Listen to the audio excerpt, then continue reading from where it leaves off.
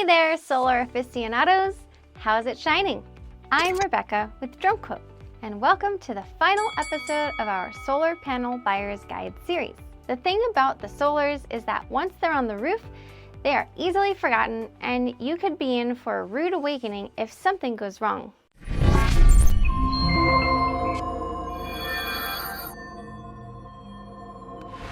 A great place to start is with the monitoring dashboard for the solar panels.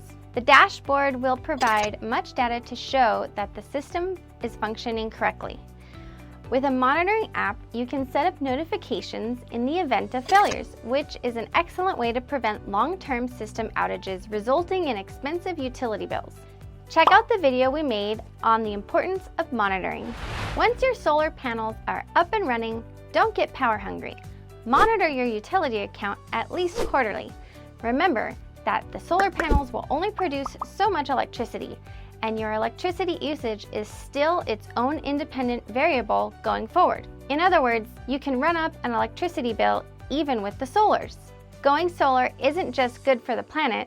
Solar ownership can also amp up your home's resale value, especially if you keep good records of your installation details. Ownership records can support the value of your solar panel installation, adding value to the sale of your home.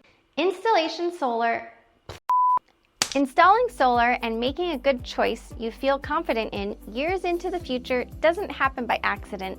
The dynamics of your home's electricity use and how your property changes over time also influence your experience owning solar. Investing a small amount of time and effort into your decision-making process when going solar will pay some handsome dividends. And once installed, if you keep your system's performance even in your periphery, you can stand to take your returns even further. You made it to the end, and guess what? You're not just a solar aficionado, you're a solar pro. If you found this series insightful and valuable, don't forget to hit that thumbs up button and subscribe. Until next time.